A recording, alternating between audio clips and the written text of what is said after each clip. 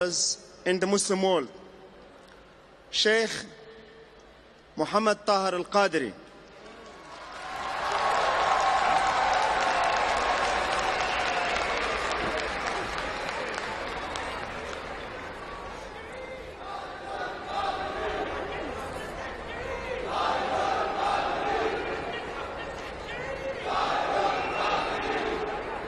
Okay, Sheikh Muhammad Tahir Al-Qadri is a writer.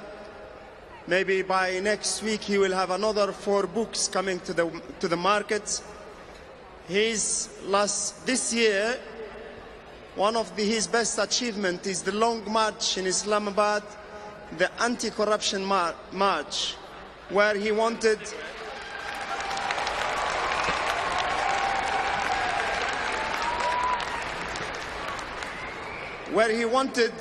Pakistan to be a great country free of corruption. Ladies and gentlemen, please welcome Sheikh Muhammad Tahir Al-Qadri.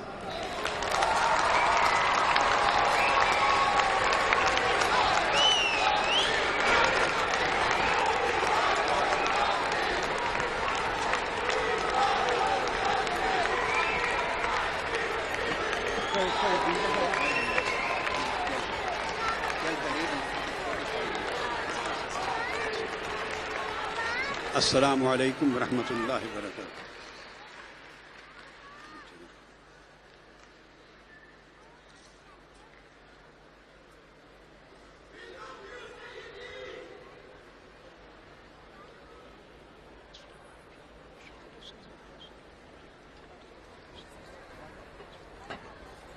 Nahmaduhu wa nusalli wa nusallimu ala sayyidina wa maulana Muhammadin رسوله النبي الأمين المكين الحنين الكريم الرؤوف الرحيم أما بعد فأعوذ بالله من الشيطان الرجيم بسم الله الرحمن الرحيم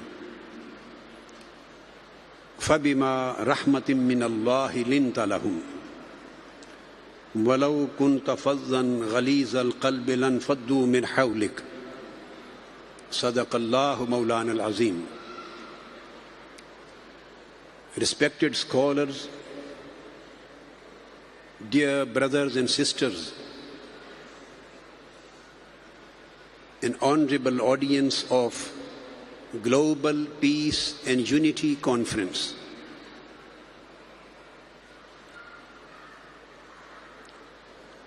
After thanking Almighty Allah, I would appreciate the efforts of Brother Muhammad Ali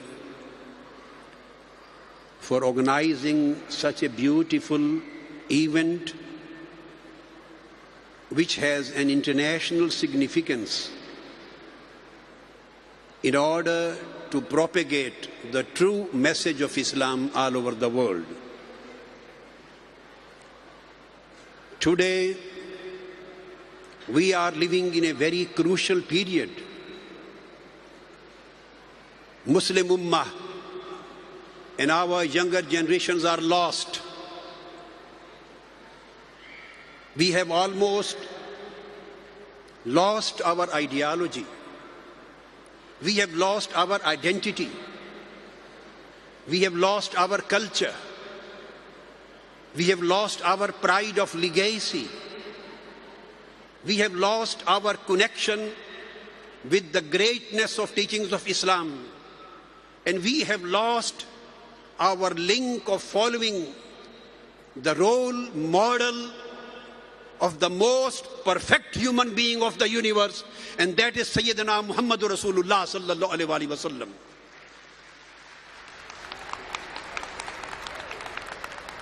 That's why Islam, unfortunately, is being misunderstood, and it is widely being misrepresented by some of our own Muslim sections who have been misled. This is our responsibility through this stage to convey the real message of Islam, which Holy Prophet Muhammad sallallahu ta'ala alaihi wasallam communicated to us which he demonstrated through his personal conduct and behavior, which he communicated to whole of mankind through his acts of speech, through his deeds, through his treaties, through his declarations, through his statements, and through the whole sum of his life when he was raised to the mankind. I would like to start from those holy words which Almighty Allah has revealed in order to introduce the beautiful human character of the Prophet of Islam, Muhammad sallallahu ta'ala alayhi wa sallam, by stating, "O my esteemed beloved Prophet, what a mercy of Allah Ta'ala that you are lenient with them. Had you been stern and hard-hearted, the people would have scattered away from around you." At another place in Holy Quran, it is stated, "Surely, لَقَدْ جَاءَكُمْ رَسُولٌ مِّنْ أَنفُسِكُمْ عَزِيزٌ عَلَيْهِ مَا عَنِتُّمْ حَرِيصٌ عَلَيْكُمْ." Surely, a glorious messenger from amongst yourself has come to you. Your sufferings and distresses becomes grievously heavy on him, and he is so merciful and compassionate towards the mankind that he is ardently desirous of your betterment, desirous for the betterment of every single soul of this world. Then it is stated, "Wama arsalnaka illa rahmatan lil alameen." O esteemed messenger, we have not sent you but as a mercy for the whole mankind, as a mercy for the whole universe, as a mercy for all creatures. And stated, "La tastavil hasana wala tastavil hasana wala sayyah idfa billati hiya ahsan." And good and evil cannot be equal. And remove the evil in a better way. Remove the evil by an act of goodness, with the result that the one with whom you had rivalry or enmity may become your most warm-hearted friend. This is a brief description of the character, of the personality of the Holy Prophet sallallahu alaihi wasallam, which he demonstrated as a prophet, as a human being, as a reformer, as a teacher, as a leader for the whole world. And we are now supposed to follow his footsteps. Every single word which he uttered to provide guidance to mankind, every single act which he performed to provide a path to the mankind, we have gone astray. The only way of the Muslim Ummah's success is to follow the footsteps of Prophet Muhammad, is to follow the real teachings of Prophet Muhammad, and is to demonstrate the beautiful, glorious conduct and behavior which Prophet Muhammad sallallahu alaihi wasallam has taught us through his own life throughout. My dear brothers and sisters, this is the 40th year of Holy Prophet's life, when the first divine revelation is communicated to him. Iqra bismi rabbika alladhi khalaq. And after this first divine revelation, he had a special state. He was fearing about future, about performance of this heavy duty which was conferred on him.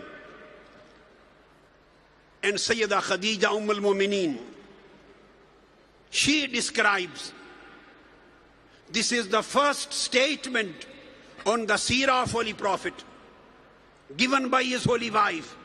She says, as reported by Imam Bukhari in Sahih and Muslim in Sahih, قالت خديجة كالله والله ما يخزيك الله أبدا إنك لتصل الرحم وتحمل الكل وتكسب المعدوم وتقري الضيف وتعين على نوائب الحق Sayyida Khadija radiyallahu ta'ala anha states, "O son of my uncle, Allah has chosen you to be his messenger for the whole mankind." And she says that about his social conduct, about his behavior, she says, "You are, O my prophet, are always kind to your neighbors. You have always helped to your kinsfolk. You have been always generous to the orphans. You have always generous and kind to the widows. You have been always kind and generous to the poor and destitute. You are always friendly to the strangers. And you have served your guests generously. And moreover, you have always been helping those who are afflicted by calamities. Allah will always definitely help you and you will reach your final destination." My dear brothers and sisters, this is the first description of Holy Prophet's personal life, his social conduct and his behavior, his moral character and his humanistic qualities towards mankind. She declared this analysis and this assessment because of his highest moral standards, just because of her own experience as a wife, whatever he saw as him as a human being, and whatever she perceived, she analyzed, she examined in his life, in his days and lives, she projected the whole picture of Prophet's personal life before the mankind. And she could do it confidently because she had already spent 15 years of her life with Holy Prophet sallallahu alaihi wasallam. And the whole description given by Hazrat Khadijatul Kubra, that was based on humanistic values of Holy Prophet, and that was based on high standard ethical values of Holy Prophet. Then again, we see it was the 5th and 6th year of promulgation of Islam when the Quraysh of Makkah, they started persecution of Muslims. So Holy Prophet commanded his followers to go to the nearby city, country, Habasha, Abyssinia or Ethiopia for refuge. He sent, and in the first year, about 18 men and people. In second year, 83 men and people. Total 101 people. They migrated from Mecca to Abyssinia. And the leader of the Muslim delegate was Hazrat Ja'far bin Abi Talib.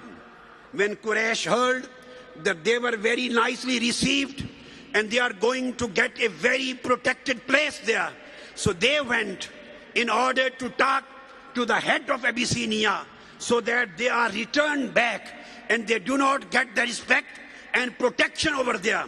So the king listened to them and he said that I will grant an audience to the deputed Quraysh, and told that he would himself examine the Muslim refugees.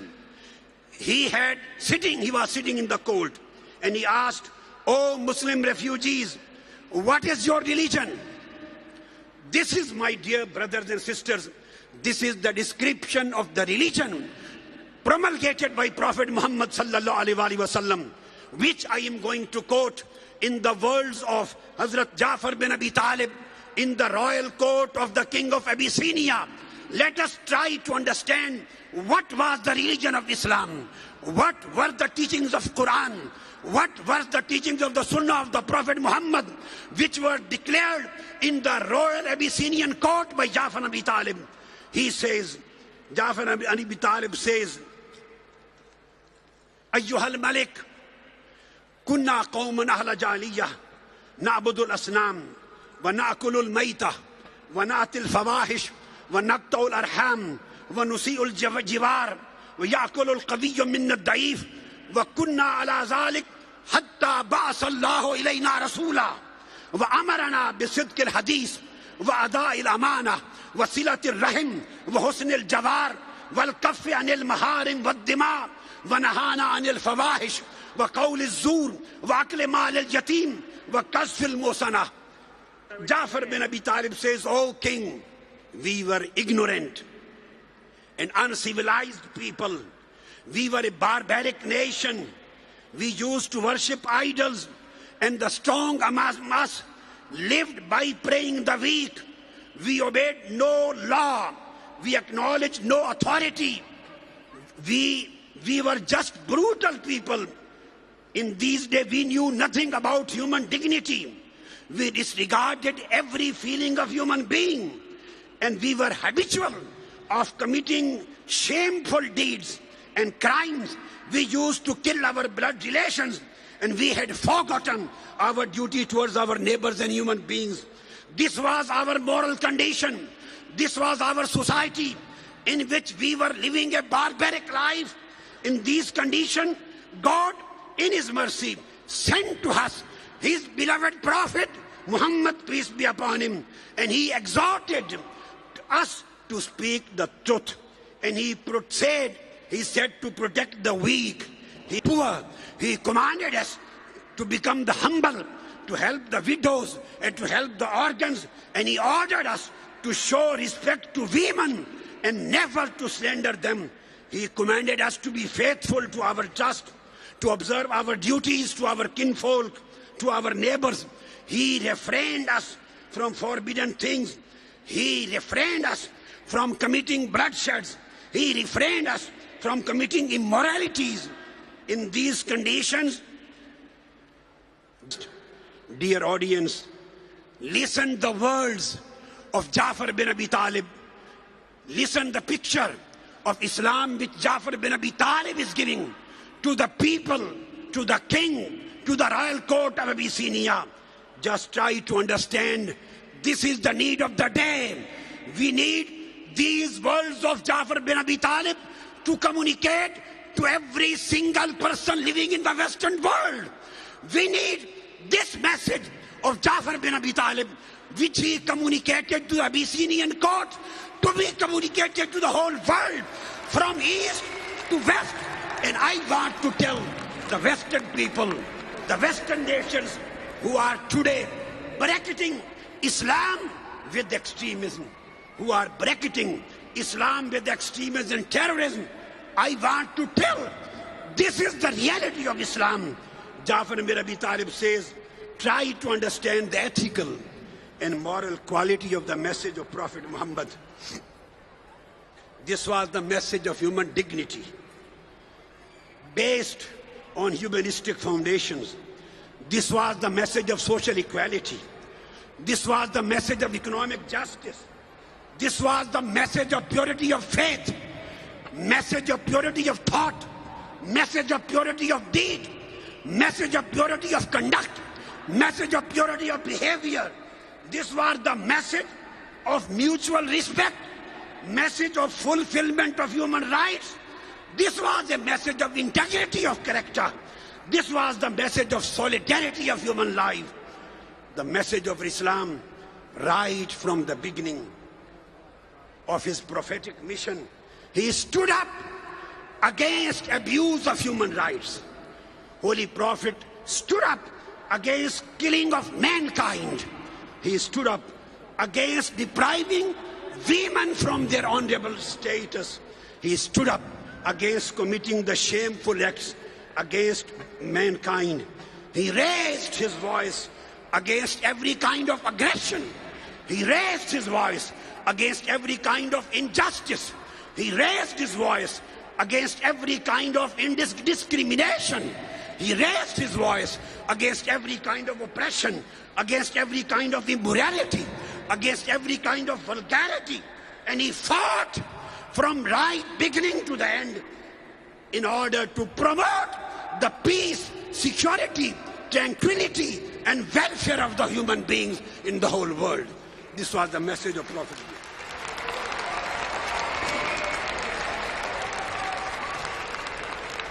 Dear brothers and sisters, now I'm taking you towards 620 AD. This is the place of Aqaba, where 12 people from Yasribites, They come to see Holy Prophet. They visit him and they decide to embrace Islam. And they are having a pledge with Holy Prophet of his allegiance. And Holy Prophet, the first delegate of 12 Yasribites who are ready to embrace Islam, listen to me. What is the message which Holy Prophet Muhammad sallallahu alaihi wasallam gives to them? The first group of Yasribite people who is embracing Islam and who is trying to carry the message of Islam to Medina.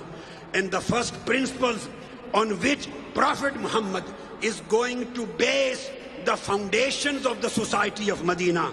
Holy Prophet sallallahu alaihi wasallam, it is reported in Sahih Muslim, Musnad Ahmad bin Hanbal, Muwatta Imam Malik and Sunan Darqutni.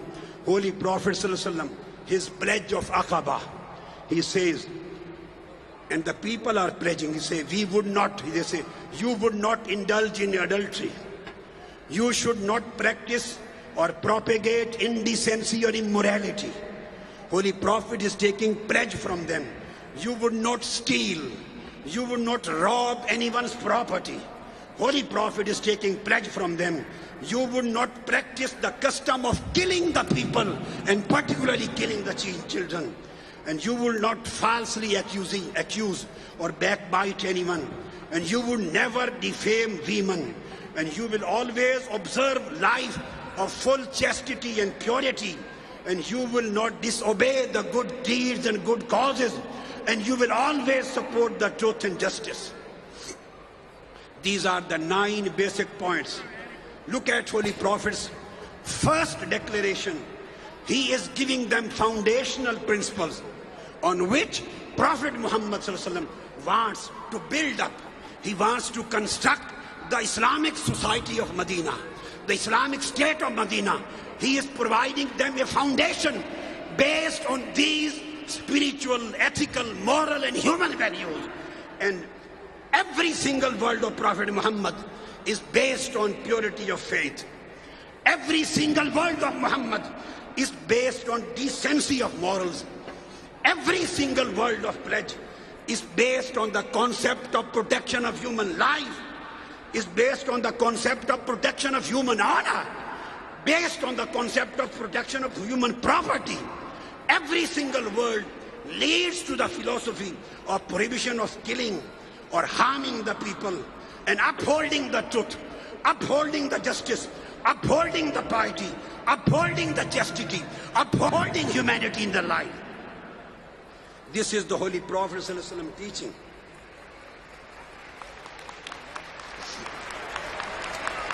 Now, I take you to Medina. After 13 years of his prophetic endeavors in Mecca, Holy Prophet ﷺ was attacked by the people of Mecca, the Meccans. He was under an attack. His life was not safe. His followers' lives were not safe. Their honor was not safe. Their property was not safe. They were totally under persecution, under a threat. In these conditions, he had to migrate under the commandment of Almighty Allah to Medina. So this is September 24th, year 622 AD, when Holy Prophet arrives in Medina after his migration. And thousands of Medinan, they have given a very warm historic reception to Prophet Muhammad.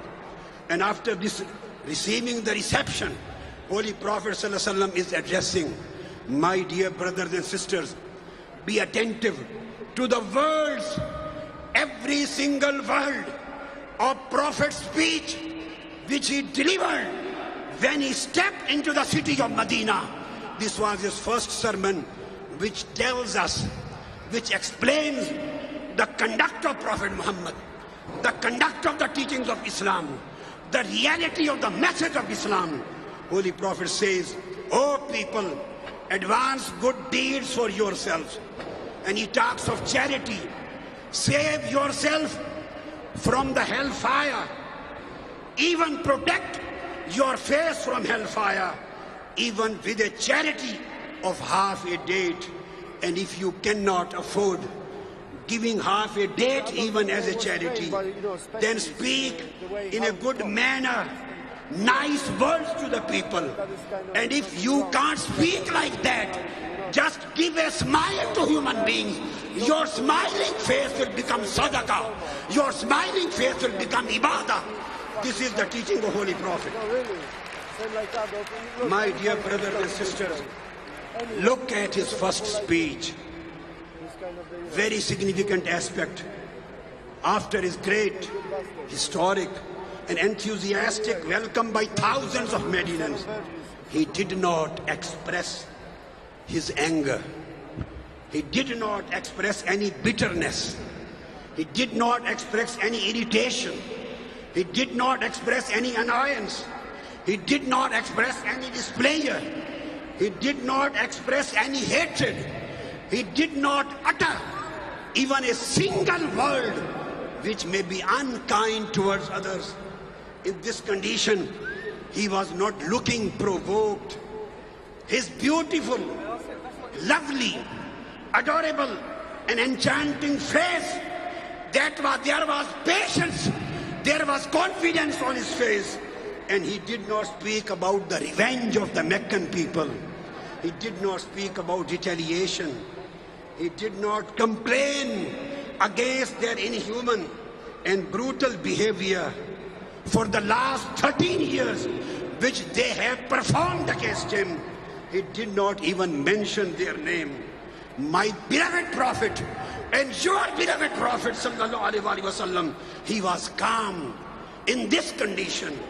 Nobody in this earth can afford this kind of self-control, this kind of self-control and patience, this kind of generosity, this kind of character of forgiveness, this kind of solidarity of character. He was so confident, he was so forbearing, he was forgiving. He spoke in his first speech about piety. He spoke about morality. He spoke about purity. He spoke about charity. He spoke about honesty.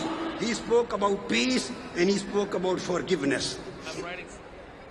This was the Holy Prophet's first sermon on his arrival to Medina. Now come on, after 8 years of Medinan life, he goes back to Mecca as the conqueror. 8th year of Hijrah, the place where he was forced to leave from as a migrant to Medina. He is entering again in the city of Mecca as a conqueror. And the Quraysh of Mecca, they are waiting and they are fearing about his reaction and his response. All of a sudden, the people were in the courtyard of Kaaba. They were waiting. Maybe they are going to undergo a very big revenge, a retaliation. Maybe their necks would be chopped. They were waiting this kind of response. All of a sudden, Holy Prophet, peace be upon him, he spoke. Holy Prophet said, Ya Mashara Quraysh, ma tarawna inni fa'ilun bikum. Qalu khayran, akhun kareemin wabnu akhin kareem. Qalu izhabu, fa'antum tulaka. La tasriba alaykum al-yawm, yaghfirullahu lakum wa huwa arhamur rahimin. Holy Prophet all of a sudden said, O people, listen to me. All the arrogance of the times of ignorance has been destroyed. All men are the children of Adam, and Adam was created from dust. O Quraysh, he asked them, how do you think I am going to treat you? They said, you are a generous and a kind brother. We expect goodness and forgiveness for you. Holy Prophet said, I say you, go away. Now all of you are free, and there will be no revenge and no retaliation from me. The Prophet declared general amnesty in Mecca, and he ordered that the houses and properties would not be plundered. And even those people who captured the house of Sahaba, when they migrated to Medina, even the kuffar would not be dispossessed from those houses. And he said, Man dakhala dara Abi Sufyan fahuwa aminun, wa man alqa silah fahuwa aminun, wa man aghlaqa babahu fahuwa aminun. Whoever enters the house of Abu Sufyan, he is safe. Whoever lays down the weapon, he is safe. Whoever shuts his door is safe. The Quraysh at first were incredulous. They could not believe their own eyes. How could Muhammad sallallahu alaihi wasallam resist his temptation to kill them? After all, they had done everything barbaric to him. But it's this time, history cannot forget. And history cannot provide an example of such forbearance, an example of such forgiveness. Not only the pagans were exterminated, not only they had not to pay any penalty, but position was that they were given safety and their houses were given the safety and security. This is the fascinating example and fascinating complex of the story of Prophet Muhammad, which began on February 12th, 610 AD in the K10 in AD in cave of Hira. And today the story completed and climaxed on February 11, 630 in the court of Kaaba. This was the day of emotion. This was the day of humanity. This was the day of high standards of human values. This was the day of peace. This was the day of security. This was the day of forbearance. This was the day of forgiveness. This was the day of humanism. This was the day of high levels of human generosity which Prophet Muhammad sallallahu alaihi wasallam placed in front of the history.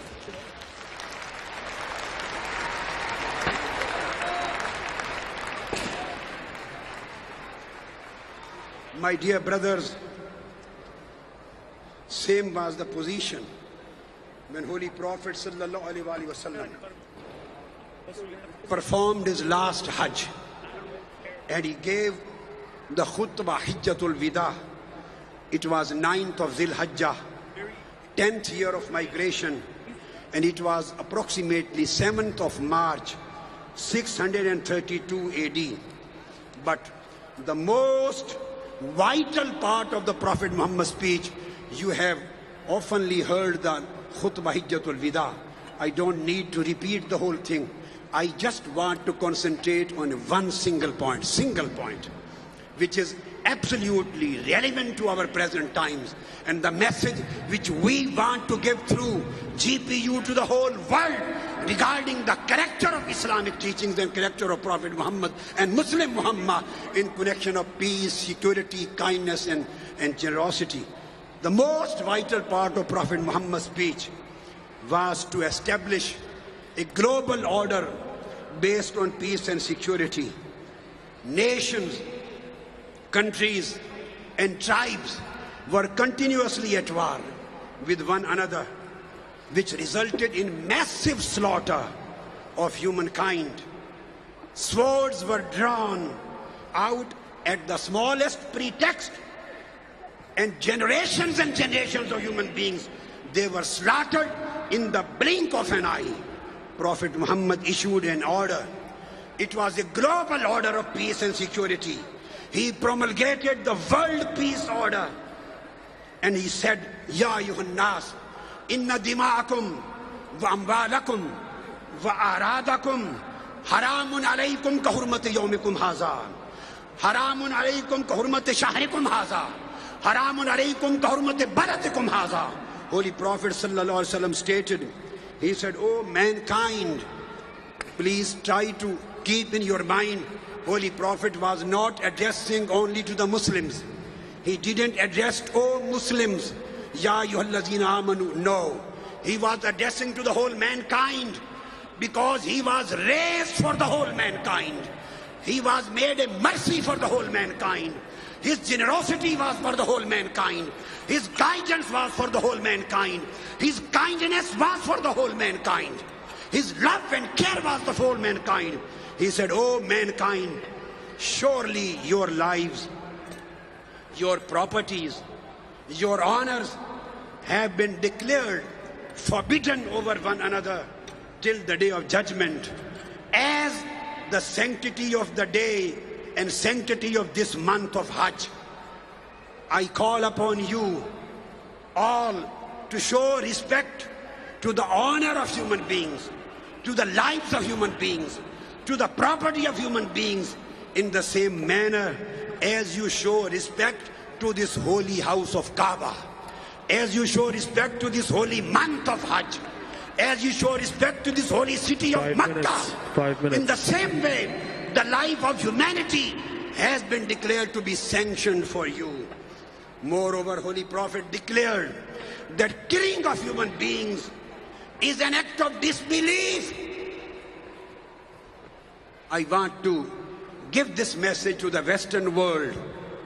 Those who always, if any act of criminality, if any act of terrorism, in any act of extremism, if any act of suicide bombing is committed anywhere, they bracket Islam and Muslim Ummah with act of terrorism.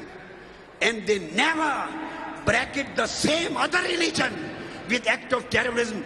If the same kind of brutality is committed in America, if the same act is committed in anywhere else, I want to get this message: brutality is brutality, terrorism is terrorism, and criminality is criminality, whether committed in the lands of Islam, or committed in UK, or committed in America, or committed in Israel, or committed in any country of the world. Holy Prophet said, La tarji'u ba'di kuffara, wa la tarji'u ba'di dullala, yadribu ba'dukum riqaba ba'din. Reported in Sahih Bukhari and Muslim. Holy Prophet said, O people, these are the words, beware, do not return to disbelief, do not return to kufr after me, and start chopping one another's necks. So Holy Prophet sallallahu alaihi wasallam has given a very clear instruction, a very clear standard that extremism and terrorism has no place in Islam.